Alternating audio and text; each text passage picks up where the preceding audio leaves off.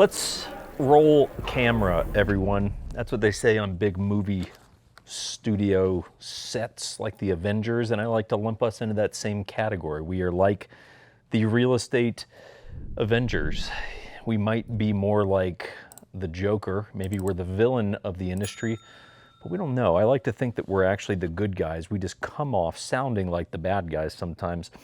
Guys, to go through these couple of videos, I have to give you a disclaimer. We're going to be talking. The last week and a half, it's been a doozy. You ever, get to a point when people are asking you how you're doing, and you're just like, just whatever. That's where I'm at right now. So it's been a bullshit-filled week and a half of my life, and I'm going to try to use some of that bullshit as teaching tools inside of the videos today. Thankfully, he's been doing pretty good, because you misbehaving on top of everyone else on planet Earth misbehaving would be a bad combination. So here's the subject matter of this particular video. Never talk. If you're buying a home, okay, you're buying a home, shopping for a home, never talk to another real estate agent that's not yours. Especially, please don't talk to another listing agent who's trying to sell a property. Now, I'm going to give you an example. We had I don't remember the dude's name. He came in, I think he emailed or something like that, and he was like, hey, I need to buy a place around Dallas. Could you guys help me out? And we were like, we actually can. We got a great agent over there. His name's Jared. I don't know if Jared will watch this, but we got Jared. Like, yeah, we're happy to get you in touch. Super easy. He'll help you out. So we get him in touch.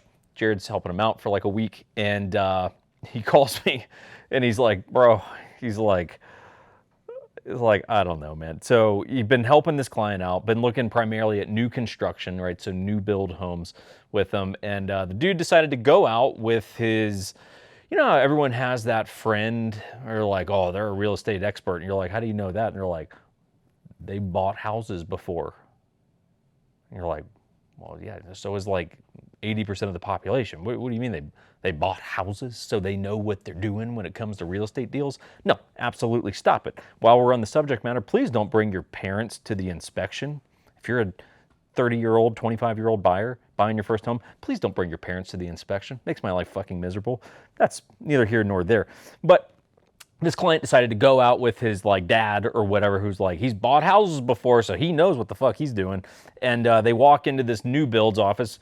Jared, of course, has no idea any of this is happening. He probably would have been more than happy to be there with him, given how this panned out. And so they walk into a new build office, and they're like, well, we got this one unit left. And they're like, it's amazing, like, we'll take it.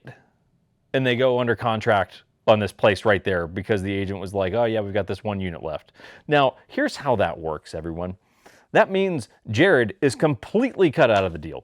So the whatever, a couple weeks worth of work he's been doing and all this kind of stuff, he completely just got fucked. Guys, see, you got to understand, like, real estate has laws. Like, there's a system to how this works. And I'm going to probably butcher the term. I think it probably varies a little bit state to state, but there's something that's in essence what's called like a procurement clause, which means if it can be shown that you're the agent who brought the buyer to the seller, then you're entitled to a commission. So the agent, just the new builder's agent, just sitting behind the desk, because that's, look, if we're all going to be honest, if any new build agents watch this, all you really do is you just sit there and you just wait for people to come give you their money. It's not actually, I'm not saying you don't do anything, you stay busy, but you don't actually stay busy having to sell anything. People just come to you, right? It's a fishing strategy. You just throw the bait in the water and then you just wait for something to bite, versus hunting, which is what most buyer's agents go and do. So you're sitting there and this guy comes in, says, I want to buy a house. And you're like, I'll sell you this house. And they're like, done. And you're like, perfect. So now this agent gets to represent both the buying side and the selling side, potentially even make a double commission. I don't know that, but that's typically how that would work. It'd be called dual agency. You're representing both sides, and typically you're going to get both commissions.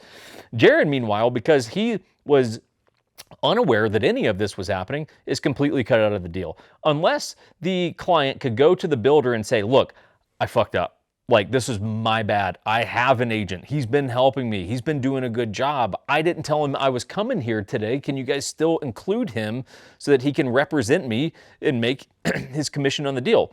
Now, the builder, you can't really be mad at them. They're not going to do that, of course, which means that Jared, and by default, 1911 Syndicate's completely fucked on that deal.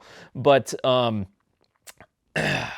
can't blame the builder, because the builder's like, no, we're not just going to put what we're going to like pay whatever, 15 grand on a commission because you screwed up and you didn't have your agent here with you. Like, no, we'll keep the 15 grand, right? Or the agent will make it, or however that works. Chances are they're just not going to, the agent's going to make his seller side commission, and that's it. The builder's just going to make an extra 15 grand. So guys, I've had this come up where people have I've had clients and they're like, oh, I called in this listing real quick. I just had a couple questions. And I'm like, no, that's why you have me. I do those calls. What's the point of having me if I'm not doing that call? You call me, or you just send me a text and you're like, here's the house. I got these questions. I'm like, perfect. Sit back, Tom. Tom, I got this.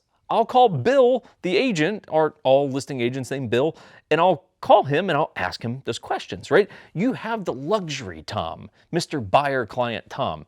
You have to do nothing. You get to let me do all the work. That's what I'm getting paid for. You as the buyer, you don't even have to pay me. They're going to pay me, right? So I need you to never, if you are buying a home, anyone watching this, if you're ever buying a home, never contact another listing agent. You call your agent and you have them do it, because not doing that means your agent is probably about to get fucked.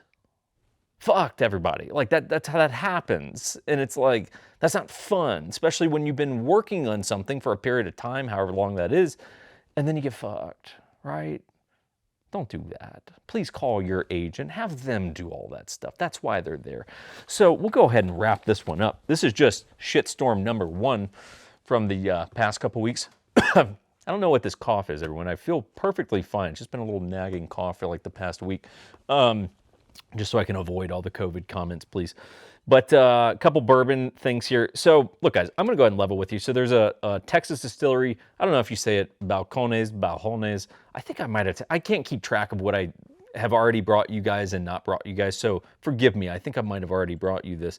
But it's a single barrel malt, and I don't know, man, 130 per, Jesus, man, about 132 proof. Wow, that is up there.